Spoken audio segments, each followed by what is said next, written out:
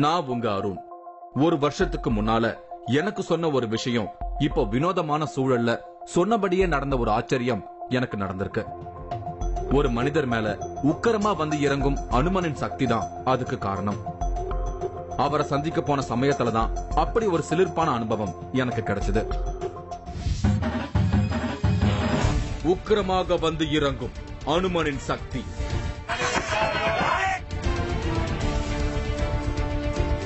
ஆஞ்சநேயர் இறங்குவார் உடம்புல. அப்ப பாத்தீங்கன்னா துள்ளி குதிக்கிற குதி குடிக்க முடியாத வர. மூன்றாவது கண் அருண் எதிர்கொண்ட சிலிர்ப்பான அனுபவம். ஏதோ ஒரு மலைக்கு நீ போக வேண்டிய சூழ்நிலை ஏற்படும்.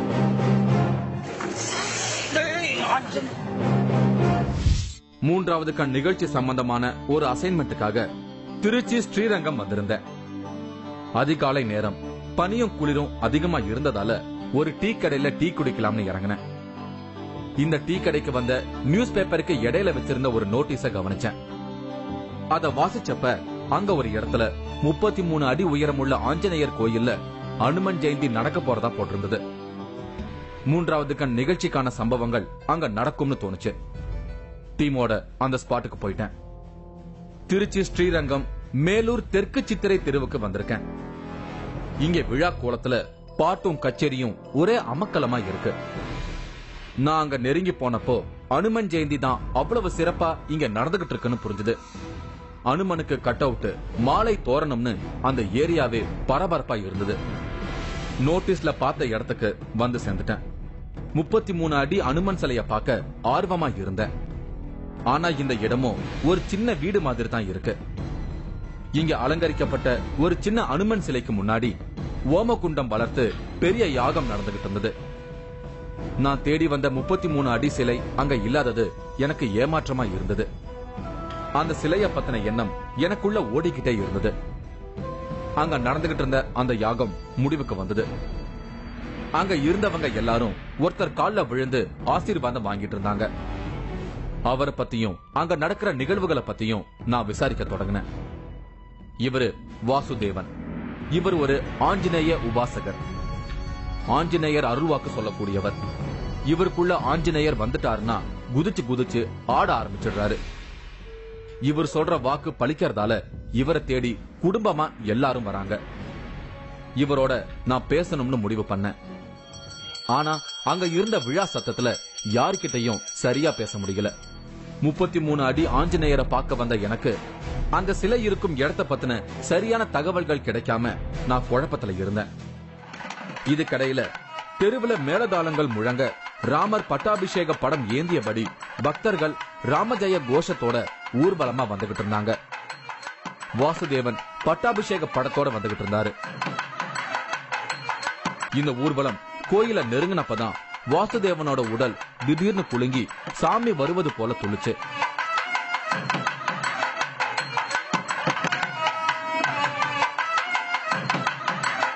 அந்த சமயத்துல அவர் கூட வந்தவங்க பதட்டமாயி அவரை தாங்கி பிடிச்சாங்க.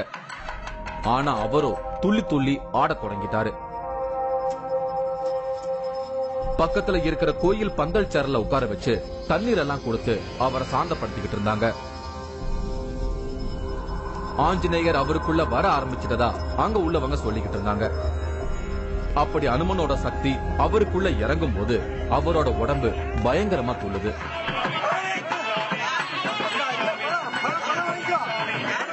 இதுக்கப்புறம் அந்த கோயில்ல ஆஞ்சநேயருக்கு சிறப்பு பூஜைகள் எல்லாம் நடந்தது.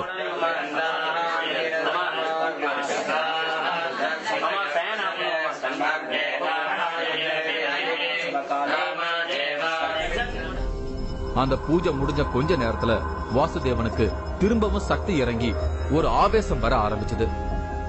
அப்ப அவரோட உடல் குலுங்கி அந்த பகுதியே கலைபரமாச்சு. அவரை தாங்கி பிடிச்சவங்களையும் மீறி அவரோட உடல் துள்ள ஆரம்பிச்சது.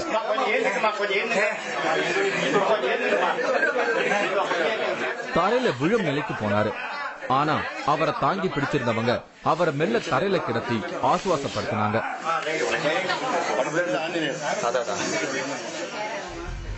கண்மூடி கிடந்த அவரு கொஞ்ச நேரம் கழிச்சு தன்னை உட்கார வைக்கும்படி சொன்னாரு. உடனே அங்க இருந்தவங்க அவரை ஒரு சேர்ல உட்கார வச்சாங்க.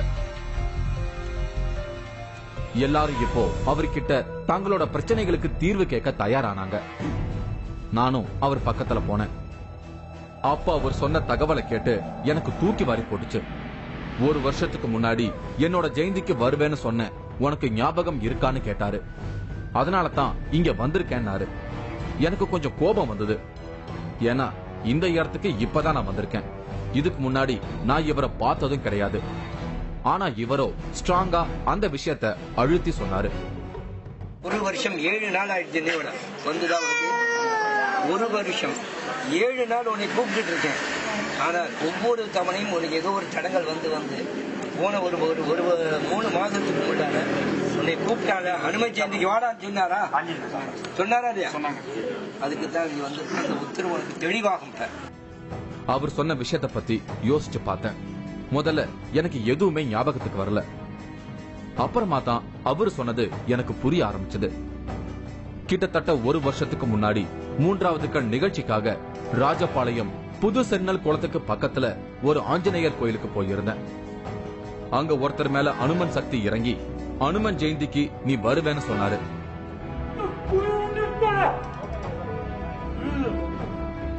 அந்த நினைவு சுரீர்னு மனசுக்குள்ள வந்தது. இப்பதான் எனக்கு இங்க வாசுதேவனுக்குள்ள அனுமன் வந்து சொன்னதை புரிஞ்சுக்க முடிஞ்சது. அங்க அனுமனா மாறினவரு நான் அனுமன் ஜெயந்திக்கு திரும்ப வருவேன்னு சொன்னப்போ அதே இடத்துக்கு திரும்பவும் நான் எப்படி போக போறேன்னு மனசுக்குள்ள நினைச்சிருந்தேன். நான் சந்திக்கிற ஆட்கள் மாறலாம், தோற்றங்கள் மாறலாம், ஆனா அவங்களுக்குள்ள வந்து போகும் சக்தியின் தன்மை ஒன்னாவே இருக்கு. அதத்தான் இந்த சம்பவம் எனக்கு ஷாக்கிங்கா உணர்த்தி இருக்கு. நாம சாமி ஆடுறவங்களையும் சக்தி இறங்கி வாக்கு சொல்றவங்களையுமே அந்த சாமியா பார்க்க ஆரம்பிச்சிடுறோம். ஆனா அவங்க எல்லாருமே வெறும் கருவி. உள்ள இறங்கும் ஒரு சக்தி தான் எல்லாத்தையும் இயக்கிக்கிட்டு இருக்கு. இத புரிஞ்சுக்கிட்டா நாம சாமியார்கள் பின்னாடி போயிட்டு இருக்க மாட்டோம். இந்த விஷயம் எனக்கு அதத்தான் உணர்த்தி இருக்கு. அடுத்து எனக்கான ப்ரெடிக்ஷனை சொல்ல தொடங்கினாரு. துறவு வாழ்க்கையில உள்ள ஒருத்தர் என்ன ஆசீர்வதிப்பாரு, அதுக்கப்புறமா என்னோட வாழ்க்கை உச்சத்துக்கு போகும்னு சொன்னாரு.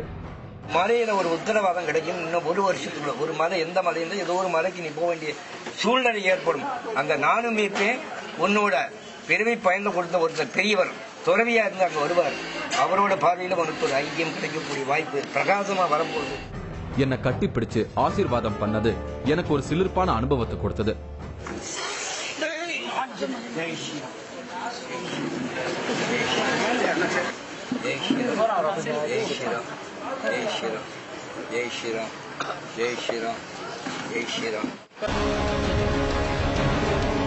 உங்க பையன் உயிரோட இருக்கான். இப்ப போயிட்டான், ஊரை விட்டு போயிட்டான். ஆஞ்சநேயர் காமிக்கிறார் அவனை. ஆனா எங்க இருக்காருன்னு சொல்ல மாட்டேங்கிறாரு. ராமருக்கு ப்ரே பண்றேன்னு சொல்லிட்டு கீழே இறங்கி போயிட்டாரு சார். மெட்ராஸ்ல இருந்து போன் வருது, உங்க பையன் எங்க இருக்கான் அப்படின்ட்டு.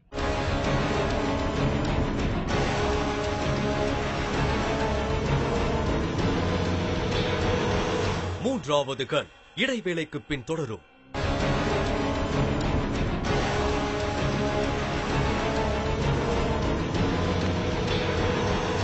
மூன்றாவது கண் தொடர்கிறது. இன்னைக்கு நான் திருச்சி ஸ்ரீரங்கம் வந்திருக்கேன். இங்க மேலூர் தெற்கு சித்திரை தெருவுல நடக்கிற அனுமன் ஜெயந்தி விழாவுல வாசுதேவன் மேல அனுமன் சக்தி இறங்கி பலரோட பிரச்சனைகளுக்கு தீர்வு தரதா நான் கேள்விப்பட்டேன். அதையெல்லாம் தான் இப்ப நான் பாத்துக்கிட்டு இருக்கேன். இங்க வந்திருந்தவங்கள அடுத்தடுத்து சந்திச்சு பேச தொடங்கினேன். இவரு நரசிம்மன், மகாராஷ்டிராவில இருந்திருக்காரு. தொழில் காரணமா தமிழ்நாட்டுக்கு வந்து செட்டில் ஆயிருக்காரு. இவரோட மகன் திடீர்னு ஒரு நாள் காணாம போயிருக்காரு. எங்க தேடியும் கண்டுபிடிக்க முடியல. உயிரோட இருக்காரா இல்லையா அப்படிங்கிற சூழல். அப்பதான் இங்க வந்திருக்காரு. துறவு வாழ்க்கையில இருக்கும் ஒருத்தரோட உதவியால மகன் நல்லபடியா வீடு திரும்புவான்னு இவருக்கு அனுமன் வாக்கு கிடைச்சிருக்கு. சொன்னபடியே நடந்திருக்கு.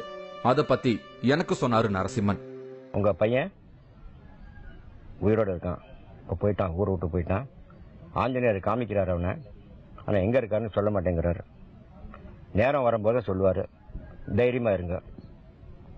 ஒரு சாமியார் மூலமாவும் உங்க ரிலேஷன் வீட்ல இருந்து கிடைப்பாரு அப்படின்னு சொன்னாங்க. எங்களுடைய சுவாமிஜி கர்நாடகால இருக்காரு. அவர் வீட்டுக்கே வரமாட்டார். அவங்க என்ன பண்ணுவாங்கன்னா ஒரு பிக்ஷை பண்ணணும் அப்படின்னாங்க. பிக்ஷைன்னா எல்லாருக்கும் சாப்பாடு போடணும். நான் சொன்னேன், நான் சாப்பாடு போட ரெடி, என் பையன் காணாம போயிருக்கான், சுவாமிஜி எங்கள் வீட்டில் பாதத்தில் வந்து உட்காரணும், எங்கள் பாதம் அவர் படணும் அப்படிங்க. யார் வீட்டுக்கும் போகல, அவர் எங்கள் வீட்டுக்கு வரேன்ட்டார். வந்து ப்ரே பண்ணியிருக்கார் சார். வந்து ப்ரே பண்ணிவிட்டு ஒரு 5 நிமிஷம் ராமருக்கு ப்ரே பண்ணியிருக்காங்க. பாருங்க அவர் பூஜை பண்ணுறது மூலராமர். ராமருக்கு ப்ரே பண்ணுறேன்னு சொல்லிட்டு கீழே இறங்கி போயிட்டார் சார். மெட்ராஸ்லேருந்து ஃபோன் வருது, உங்கள் பையன் எங்கே இருக்கான் அப்படின்ட்டு. ஸோ இவர் சொன்ன மாதிரி சாமியார் வந்து ப்ரே பண்ணியிருக்காரு. எங்கள் சொந்தக்காரங்க வீட்டிலேருந்து போய் கூப்பிட்டு வந்தேன் பையனை. இப்பவெல்லாம் இங்க வந்து அனுமன் வாக்கு கேட்காம நரசிம்மன் எந்த காரியமும் செய்யறதில்ல. வாசுதேவன் எல்லா நாட்கள்லயும் அனுமன் வாக்கு சொல்றதில்ல. ஆஞ்சநேயரின் ஜென்ம நட்சத்திரமா சொல்லப்படுற மூல நட்சத்திரத்தன்னைக்கு மட்டும்தான் வாக்கு சொல்றாரு. மத்த நாட்கள்ல ரொம்ப சாதாரணமா இருக்கிற இவரு அனுமன் சக்தி இவருக்குள்ள வரும் சமயங்கள்ல ராமநாமத்தை கேட்ட மாத்திரத்திலேயே ஒருவித பரவச உணர்வுக்கு போயிடுறாரு. பயங்கர சக்தி துள்ளல் அடிக்கிற அந்த சமயங்கள்ல பழங்கள், சூடான பொங்கல்னு அளவுக்கு அதிகமா சாப்பிடுறாராம். அப்படி அவர் சாப்பிடுறத பார்க்கும் போதே ரொம்ப பயங்கரமா இருக்குமா. வந்திருக்கிறவங்களோட கை நாடிய பிடிச்சு அதன் மூலமா விஷயங்களை கிரகிச்சு வாக்கு சொல்றது இவரோட ஸ்டைல். உங்க வைப்ரேஷன் உடம்புல சரி எனக்கு எப்படின்னு கேட்டா எனக்கு செய்வேன் என்னன்னு சொன்னாங்க பாத்தீங்களா. தொட்ட உடனே அவர் அப்படியே ஆயிடுச்சு, மூஞ்செல்லாம் இருக்கு அப்படியே நடுங்க அவருக்கு உடம்பு. அதான் அத்தனையும் வைப்ரேஷன் ஒரு உடம்பு போகுது. மற்ற நேரத்தில் சாதாரண விடுவார், தகாரணம் வருவார், யாரு கை பிடிக்கிறாரு பிடிப்பாரு, கண்ணை மூடிட்டு சொல்லுவார் அவர். ஆஞ்சநேய உபாசனையால பலரோட வாழ்க்கையில நல்ல மாற்றம் செய்துகிட்டு வர வாசுதேவனை மீட் பண்ணி நான் பேச ஆரம்பிச்சேன். இவர் சொல்ற தகவல்களை கேட்கவே படு சுவாரஸ்யமா இருந்தது. 10 வருஷங்களுக்கு முன்னால இவரோட மகன் எங்கிருந்தோ ஒரு சின்ன அனுமன் சிலைய வீட்டுக்கு கொண்டு வந்து வச்சிருக்காரு. அத விளையாட்டா வழிபட தொடங்கி இருக்காரு வாசுதேவன். திடீர்னு ஒரு நாள் அந்த அனுமன் பெரிய உருவமா காட்சி கொடுத்திருக்காரு. வேலைக்கு போறத விட்டுட்டு முழு நேரமும் தன்னை வழிபட சொல்லி இருக்காரு. அடுத்ததா இவரோட குல தெய்வத்துக்கு கும்பாபிஷேகம் நடத்தும்படி உத்தரவு கொடுத்திருக்கு அனுமன். அத செஞ்சதும் இவருக்குள்ள ஒரு சக்தி இறங்கி பேசுறத உணர தொடங்கி இருக்காரு வாசுதேவன். பையன் சின்ன குழந்தையா இருக்கும்போது அவர் ஆஞ்சநேயரை வெளியிலிருந்து எடுத்துட்டு கொண்டு வந்தான். பூஜை பண்ணிட்டே இருந்தோம். என்னை வந்து என்னோட செவுத்துல, உங்க வீட்டு செவுத்துல வந்து ஒரு மாடை மாதிரி கட்டி என்னை வச்சு பூஜை பண்ணிட்டு வா, உனக்கு எந்த வேதையும் போயிடும், வேதையெல்லாம் கிடைக்காது உனக்கு, நீ எங்கேயும் போக வேண்டாம், யார்ட்டையும் போய் கை கட்டி வேலை நிக்க வேண்டாம், எனக்கிட்ட நீ உட்கார்ந்து நீ பண்ணு அப்படின்னு சொல்லி முதல் செஞ்சது என்னோட குலதெய்வம் ஒண்ணு ராஜகோபால பெருமாள்னு புதுக்கோட்டையில இருக்கு. அங்க வந்து போய் ஒரு கும்பாபிஷேகம் பண்ணிட்டு வா அப்படின்னு. இன்னைக்கு அந்த கும்பாபிஷேகம் 12வது வருஷம் மறுபடியும் வரப்போகுது. ஆரம்பத்துல தனக்குள்ள ஒரு சக்தி வந்து சொல்ற வாக்கு கரெக்ட் தானான்னு இவருக்கே ஒரு தடுமாற்றம் வந்திருக்கு.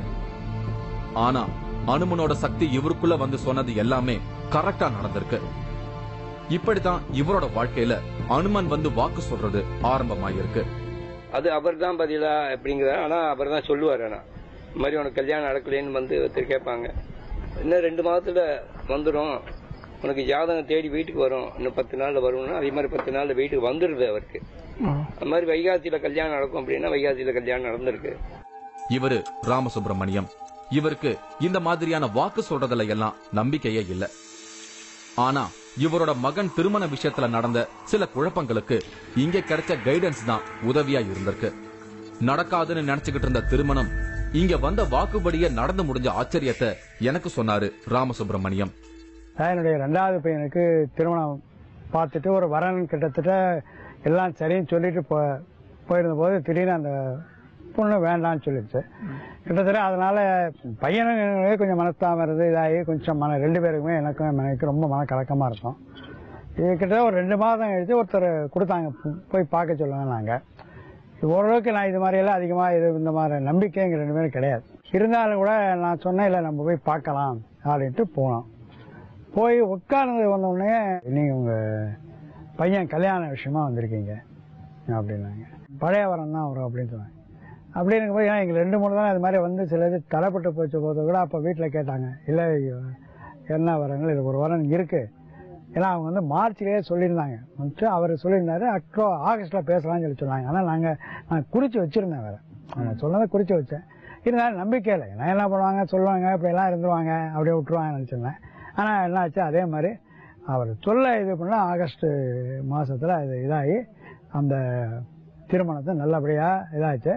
அதுக்கு பிறகு கிட்டத்தட்ட எங்க குடும்பத்துல அவர் ஒருவராகவும் அவர் குடும்பத்துல ஒருவராகவும் அந்த சாமிங்கிறதுல அந்த ஒரு பந்தம் கிட்டத்தட்ட ஏற்பட்டு போச்சு.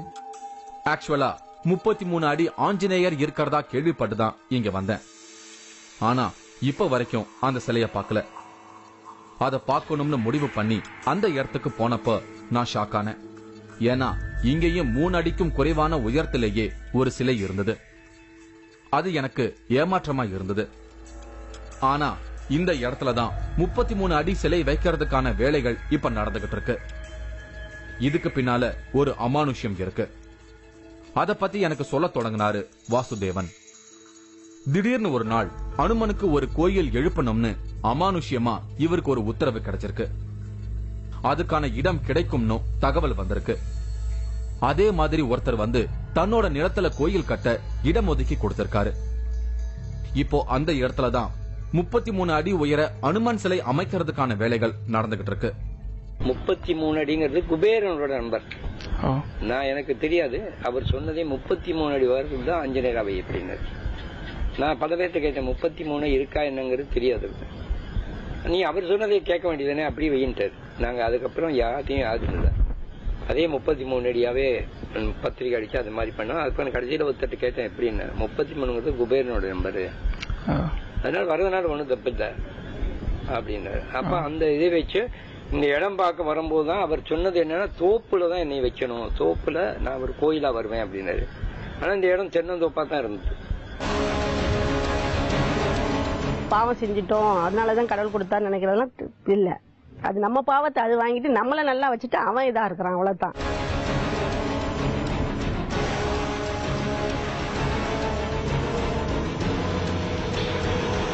மூன்றாவது கண் இடைவேளைக்கு பின் தொடரும்.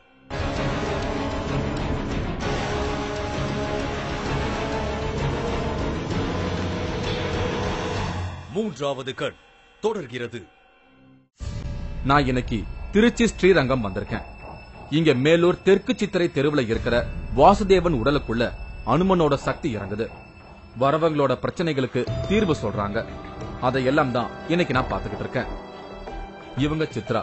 இவங்க மகளுக்கு கல்யாணம் முடிஞ்சு ரொம்ப வருஷமா குழந்தை இல்லாம இருந்திருக்கு. இங்க வந்ததும் அதுக்கான தீர்வு கிடைச்சிருக்கு. வந்ததுமே அவர் சொன்னார், செவ்வாய்க்கிழமை அன்னைக்கு முருகனுக்கு விளக்கு போடுங்க, சந்தான கோபால கிருஷ்ணன் வச்சு நீங்க அபிஷேகம் பண்ணணும்னாப்ல. அப்ப எங்க பொண்ணு வேலைக்கு போறதுனால அது எப்படி பண்ண முடியும், காலையில இருந்து இல்ல பண்ண சொல்லுங்க, கஷ்டம்தான் ஆனா பண்ணணும் அப்படின்னார். எங்க பொண்ணு அது மாதிரி 48 நாளைக்கு காலையில அபிஷேகம் பண்ணிட்டு ஆபீஸ் போனாப்ல.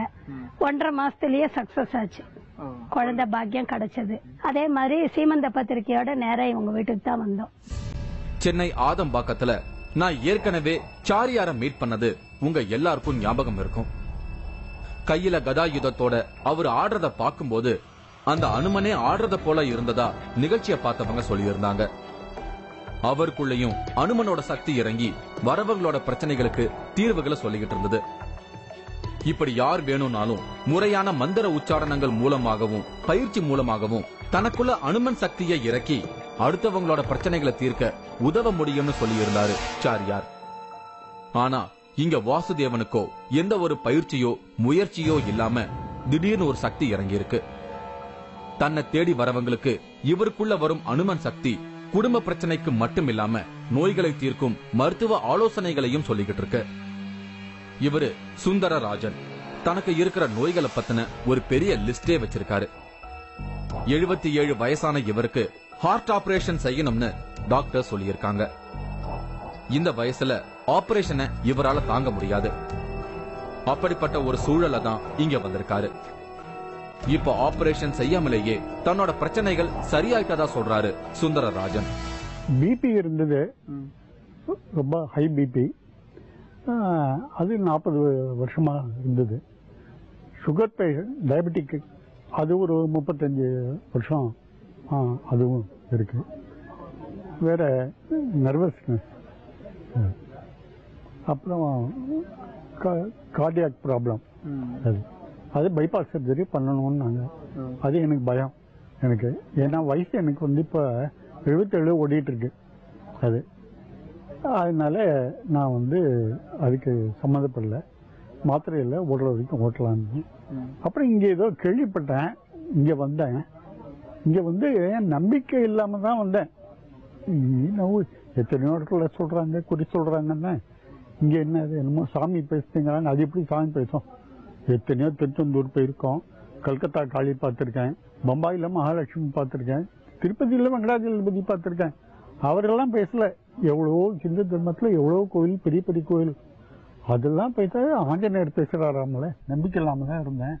ஆனா எனக்கு அந்த பிபி ப்ராப்ளம் குறைஞ்சது, கார்டியாக் ப்ராப்ளம் குறைஞ்சது, நர்வஸ்னஸ் அது குறைஞ்சது, இது சுகர் அது குறைஞ்சது. இப்ப சாப்பாடுலாம் சாப்பிட்றேன், ஆனா அளவோடு தான் சாப்பிட்றேன். மாத்திரையும் அதெல்லாம் விட்டுட்டேன். இப்ப அதெல்லாம் டயட்டை கண்ட்ரோல்ல தான் இருக்கேன். இங்க இவரோட இதை பரிபூர்ணமா நம்பிட்டேன். இவங்க கோமதி, இவங்க மகன் தீபக். உடல்நிலை சரிவர வளர்ச்சி இல்லாததால எல்லாரையும் போல இயல்பா இவரால இயங்க முடியல. அதுக்காக இங்க வந்திருக்காங்க. இப்போ தீபக்கோட நிலையில நிறைய பாசிட்டிவான மாற்றங்கள் நடக்க தொடங்கி இருக்கு. இப்போ ரெகுலரா இங்க தன் மகனோட வந்து போயிட்டு இருக்காங்க கோமதி. மனம் தளர்ந்து போயிருக்கிறவங்களுக்கு ஒரு புது சக்தி கொடுக்கிற இடங்களா இப்படிப்பட்டவங்க இருக்கிறதே பலரும் வாழ்க்கையில நம்பிக்கை இழக்காம இருக்க உதவிக்கிட்டு இருக்கு. இவர்கிட்ட வந்து நான் ஒரு 5 வருஷமா வந்துகிட்டு இருக்கேன், 5-6 வருஷமா. தம்பி வந்து வளர்ச்சி இல்லாத பையன் தீபக். அவனை வந்து காட்டுறதுக்கு ஒருத்தவங்க ஃப்ரெண்டு மூலமா தெரிஞ்சு அவங்களோட இங்க வந்தேன்.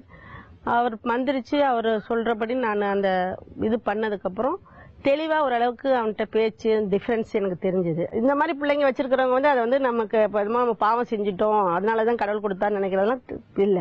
அது நம்ம பாவத்தை அது வாங்கிட்டு நம்மள நல்லா வச்சுட்டு அவன் இதா இருக்கிறான், அவ்வளவுதான். அவ்வளவுதான். இனி நான் இங்கிருந்து புறப்பட்டாகணும்.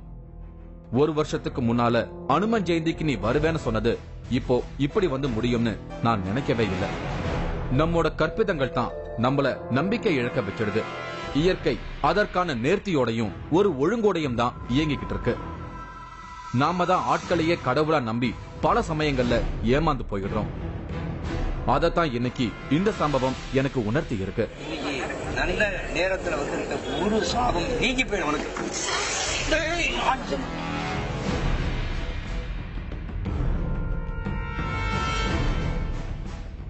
பிரபஞ்சத்தில் காற்றின் சக்தியாக உருவகப்படுத்தப்படும் அனுமனின் சக்தி என்ன ஆசீர்வதிச்சிருக்கு. அதுக்காக மகாலட்சுமியும் சாரியாரும் இன்னும் பலரும் ஒரு கருவியா இருந்திருக்காங்க. அதனால இன்னைக்கு நீங்க பார்த்த வாசுதேவனையும் கூட அனுமனின் ரூபமா பார்க்க தேவையில்லை. மனம் உருகி பிரார்த்தனை செஞ்சா உங்களுக்கு பக்கத்திலேயே யார் மூலமாவது அந்த சக்தி உங்களுக்கு உதவி செய்யும். இதத்தான் இன்னைக்கு இந்த எபிசோட் எனக்கு புரிய வச்சிருக்கு. அங்கிருந்து புறப்பட்டேன். அடுத்த ஒரு நிகழ்வோட நான் உங்களை சந்திக்கிறேன். அதுவரை உங்களிடமிருந்து விடை பெறுகிறேன். இந்த நிகழ்ச்சி மீண்டும் நாளை பகல் 12:30க்கு மறு ஒளிபரப்பாகும். 5 விரல்களிலும் புகைப்பிடித்த ஒரு சாமியார் இன்றும் புகைப்பிடித்தால் வந்து பதில் சொல்லும் வினோதம். இரும்பு கம்மின்னு வந்து இவர் கொஞ்ச நேரம் வச்சுட்டு இவங்களுக்கு தேவையான கடைக்கு வீட்டுக்கு போய் பாருன்னு சொன்னாங்களாம். வீட்டுக்கு எடுத்து போய் பார்த்தா இரும்பு வந்து தங்கமாயிருக்கு போகுது. லட்சங்களில் ஃபீஸ் வாங்கும் ஒரு ஜோதிடரின் பின்னணி ரகசியம்.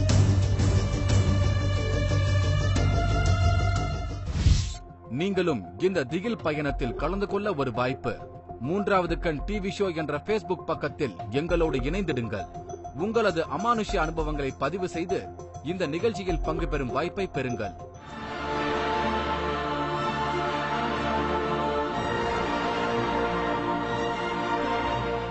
தாத்தா பேத்தி கேக்குறல சொல்லுங்க. தாத்தா நீ இப்பதானே பாக்குறேன். அது எனக்கு என்ன கேட்கறது தெரியல. அப்ப நான் சொல்றதே உனக்கு புரியல.